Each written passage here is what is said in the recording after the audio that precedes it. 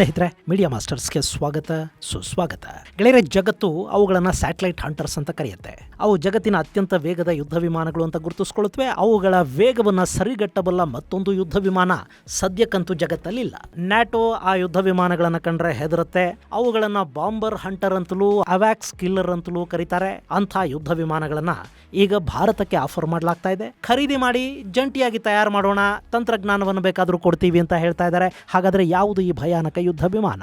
ಈ ಆಫರ್ ಅನ್ನು ಕೊಡ್ತಾ ಇರೋದು ಯಾರು? ಅವು ಭಾರತದ ಅಗತ್ಯವನ್ನು ಪೂರೈಸುತ್ವಾ? ಭಾರತಕ್ಕೆ ಆ ಯುದ್ಧ ವಿಮಾನಗಳ ಅಗತ್ಯ ಇದೆಯಾ? ಬನ್ನಿ ನೋಡೋಣ.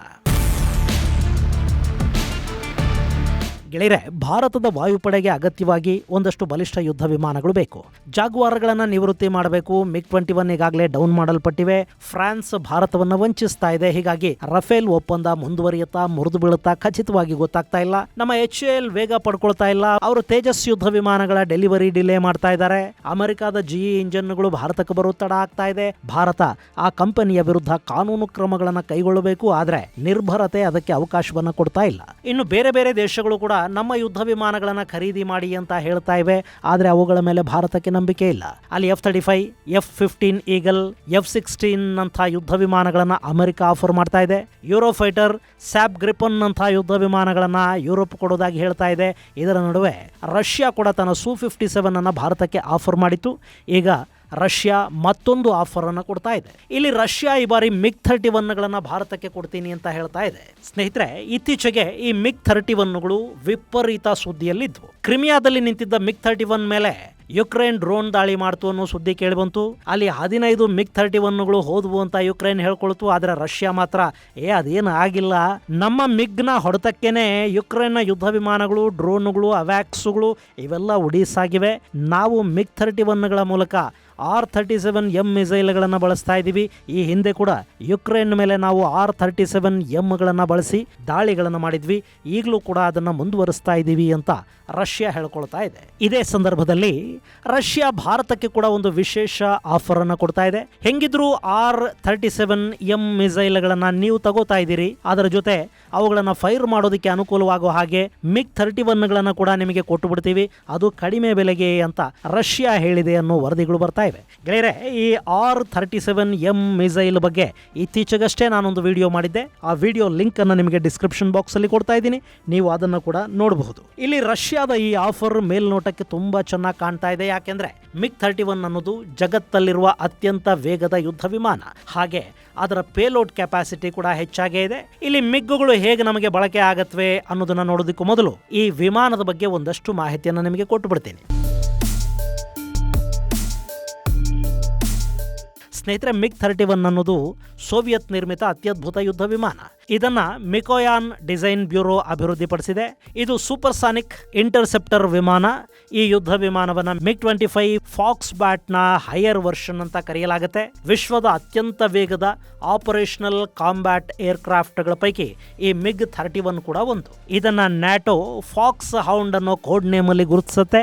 ಈ MiG-31 ಅನ್ನ 1975 ಸೆಪ್ಟೆಂಬರ್ 6ನೇ ತಾರೀಕು ಮೊದಲ ಬಾರಿಗೆ ಟೆಸ್ಟ್ ಮಾಡಲಾಯಿತು. ಆ ಬಳಿಕ 1981-82ರಲ್ಲಿ ಸೋವಿಯತ್ನ ವಾಯುಪಡೆಗೆ ಇದು ಸೇರ್ಪಡೆ ಆಯಿತು.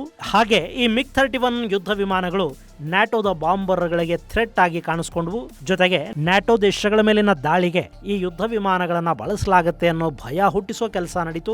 ಹಾಗೆ ಸೋವಿಯತ್ನ ವಾಯು ಪ್ರದೇಶವನ್ನ ಕಾಯೋದಕ್ಕೆ, ಅಮೆರಿಕದ ಥ್ರೆಟ್ ಅನ್ನ ಸಮರ್ಥವಾಗಿ ಎದುರಿಸೋದಕ್ಕೆ ಈ ವಿಮಾನಗಳನ್ನ ಬಳಕೆ ಮಾಡಲಾಗ್ತಾ ಇತ್ತು. ಇಲ್ಲಿವರೆಗೆ ಸುಮಾರು 500 ವಿಮಾನಗಳು ತಯಾರಾಗಿವೆ.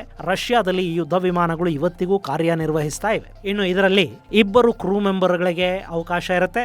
ಒಬ್ಬ ಪೈಲಟ್ ಹಾಗೂ ಮತ್ತೊಬ್ಬ ವೆಪನ್ ಸಿಸ್ಟಮ್ ಆಪರೇಟರ್ ಇರ್ತಾರೆ. ಇನ್ನು ಈ ವಿಮಾನ 22.62 ಮೀಟರ್ ಉದ್ದ, 13.456 ಮೀಟರ್ ಉದ್ದದ ವಿಂಗ್ ಸ್ಪ್ಯಾನ್, 6.456 ಮೀಟರ್ ಎತ್ತರ ಇದೆ. ಈ ಯುದ್ಧ ವಿಮಾನದ ತೂಕ 21,820 kg. ಇದರಲ್ಲಿ 16,130 kg ಅಷ್ಟು ಫ್ಯೂಯಲ್ ಅನ್ನ ಹಾಕೋದಿಕ್ಕೆ ಸಾಧ್ಯ ಆಗುತ್ತೆ. ಇದು ಇಂಟರ್ನಲ್ ಫ್ಯೂಯಲ್ ಕೆಪಾಸಿಟಿ. ಹಾಗೆ ಸುಮಾರು 8 ರಿಂದ 8,500 kg ಅಷ್ಟು ಆಯುಧಗಳನ್ನು ಕೂಡ ಇದಕ್ಕೆ ಅಳವಡಿಸೋದಕ್ಕೆ ಸಾಧ್ಯ ಆಗುತ್ತೆ. ಹೀಗಾಗಿ ಇದರ ಗರಿಷ್ಠ ಟೇಕ್ ಆಫ್ ತೂಕ 46,200 kg ಅಷ್ಟಾಗುತ್ತೆ. ಈ ಯುದ್ಧ ವಿಮಾನದ ವೇಗ ಮ್ಯಾಕ್ 2.8 ಅಂದ್ರೆ ಪ್ರತಿ ಗಂಟೆಗೆ 3,000 ಕಿಲೋಮೀಟರ್ ವೇಗದಲ್ಲಿ ಇದು ಚಲಿಸುತ್ತೆ. ಹೀಗಾಗಿನೇ ಇದನ್ನು ವಿಶ್ವದ ಅತ್ಯಂತ ವೇಗದ ಫೈಟರ್ ಜೆಟ್ಗಳ ಪೈಕಿ ಒಂದು ಅಂತ ಗುರುತಿಸ್ತಾರೆ. ಇನ್ನು ಈ ಯುದ್ಧ ವಿಮಾನ 82,000 ಅಡಿಗಳಷ್ಟು ಮೇಲಕ್ಕೆ ಹಾರಾಟ ಮಾಡುತ್ತೆ. ಇದರಲ್ಲಿ 16,000 kgಯಷ್ಟು ಫ್ಯೂಯಲ್ ಇರುತ್ತೆ. ಹೀಗಾಗಿ ರಿಫ್ಯೂಯಲಿಂಗ್ ಅಗತ್ಯ ಇಲ್ಲದೆ ಸುಮಾರು 3,000 ಕಿಲೋಮೀಟರ್ಗಳಷ್ಟು ದೂರ ಕ್ರಮಿಸುವ ಸಾಮರ್ಥ್ಯ ಇದಕ್ಕಿರುತ್ತೆ. ಇದರಲ್ಲಿ ಜೆಸ್ಟ್ಲಾನ್ ಫೇಸ್ಡ್ ಅರೆ ರೆಡಾರ್ ಅನ್ನ ಬಳಸಲಾಗಿದೆ. ಈ ರೆಡಾರ್ ಬಳಸಿದ ಮೊದಲ ಫೈಟರ್ ಜೆಟ್ ಅಂತ ಇದು ಕರೆಸ್ಕೊಳ್ತು. ಇದು ಒಂದೇ ಬಾರಿಗೆ 10 ಟಾರ್ಗೆಟ್ ಗಳನ್ನು ಗುರುತಿಸಿ 6 ಟಾರ್ಗೆಟ್ ಗಳನ್ನ ಹೊಡೆದು ಹಾಕುವ ಶಕ್ತಿಯನ್ನು ಹೊಂದಿದೆ. ಇನ್ನು ಇದರಲ್ಲಿ 4 R-33 long range air to air missile ಗಳನ್ನು ಅಳವಡಿಸಬಹುದು. ಅದರ ಜೊತೆ ಈಗ ಭಾರತ ರಷ್ಯಾದಿಂದ ಖರೀದಿ ಮಾಡ್ತಾ ಇರುವ R-37M ಅನ್ನೋ ಹೈಪರ್ಸಾನಿಕ್ ಮಿಸೈಲ್ ಗಳನ್ನ ಇದರಲ್ಲಿ ಅಳವಡಿಸೋದಕ್ಕೆ ಸಾಧ್ಯ ಆಗುತ್ತೆ. ಜೊತೆಗೆ R-77, R-60 ಅನ್ನೋ ಶಾರ್ಟ್ ರೇಂಜ್ ಮಿಸೈಲ್ ಗಳನ್ನು ಕೂಡ ಇದರಲ್ಲಿ ಅಳವಡಿಸ್ತಾರೆ. ಹಾಗೆ ಈ ಯುದ್ಧ ವಿಮಾನದಲ್ಲಿ 23mm ನ 6 ಬ್ಯಾರಲ್ ಗಳನ್ನ ಒಳಗೊಂಡ GSH-623 ಗನ್ ಅನ್ನು ಕೂಡ ಅಳವಡಿಸಲಾಗಿದೆ. ಇದೆಲ್ಲದರ ಜೊತೆ ಈ ಯುದ್ಧ ವಿಮಾನದಲ್ಲಿ KH-47M2 ಕಿನ್ಜಾಲ್ ಬ್ಯಾಲಿಸ್ಟಿಕ್ ಮಿಸೈಲ್ ಅನ್ನು ಕೂಡ ಅಳವಡಿಸೋದಕ್ಕೆ ಸಾಧ್ಯ ಆಗುತ್ತೆ ಅಂತ ಹೇಳ್ತಾರೆ. ಇನ್ನು ಗೆಳೆಯರೆ, ಒಂದು ಯುದ್ಧ ವಿಮಾನ ಅಂದಮೇಲೆ ಅದರಲ್ಲಿ ಪ್ಲಸ್ ಮೈನಸ್ ಎರಡೂ ಇರುತ್ತವೆ. ಈ ಯುದ್ಧ ವಿಮಾನ ಕೂಡ ಅದರಿಂದ ಹೊರತೇನಲ್ಲ.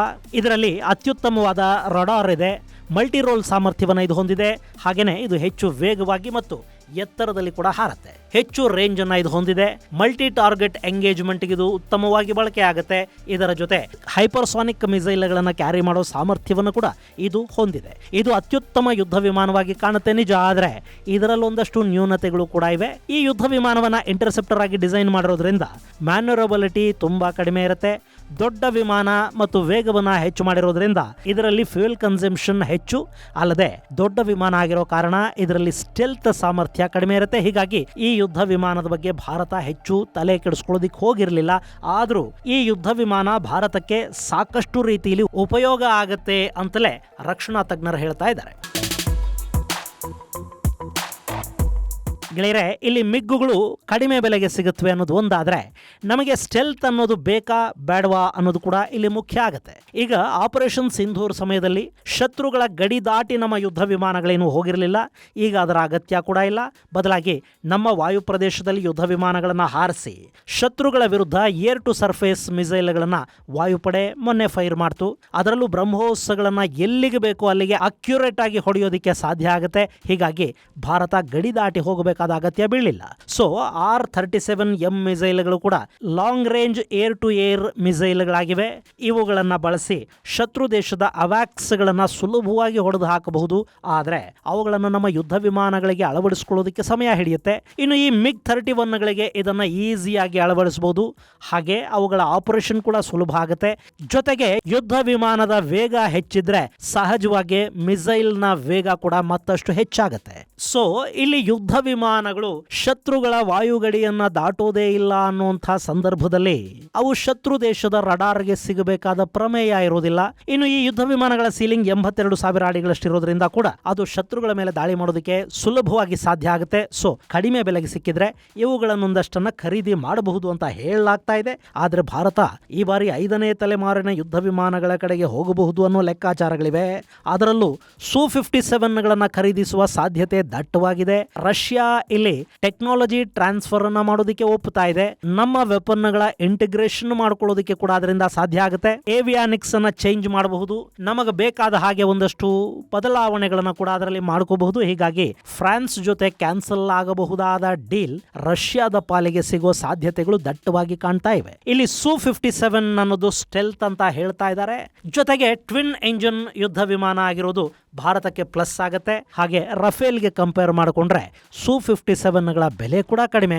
ಹೀಗಾಗಿ ಭಾರತದ ವಾಯುಪಡೆ ಒಪ್ಪಿದೆ. ಆದರೆ ಭಾರತಕ್ಕೆ ಬೇಕಿರುವ ಒಟ್ಟು ವಿಮಾನಗಳ ಪೈಕಿ MiG-31 ಅಥವಾ Su-57 ಇವುಗಳಲ್ಲಿ ಒಂದಷ್ಟು ವಿಮಾನಗಳು ಭಾರತದ ಬತ್ತಳಿಕೆಯನ್ನು ಸೇರುವ ಸಾಧ್ಯತೆ ಇರುತ್ತೆ. ಇದು ಗೆಳೆಯರೆ, ರಷ್ಯಾದ ಅತ್ಯಂತ ಬಲಿಷ್ಠ ಯುದ್ಧ ವಿಮಾನವನ್ನ ಅವರು ಭಾರತಕ್ಕೆ ಆಫರ್ ಮಾಡ್ತಾ ಇರೋದರ ಕುರಿತಾದ ಒಂದಷ್ಟು ಮಾಹಿತಿ. ಮುಂದಿನ ಸಂಚಿಕೆಯಲ್ಲಿ ಮತ್ತಷ್ಟು ವಿಶೇಷಗಳ ಜೊತೆ ಮತ್ತೆ ಭೇಟಿಯಾಗೋಣ.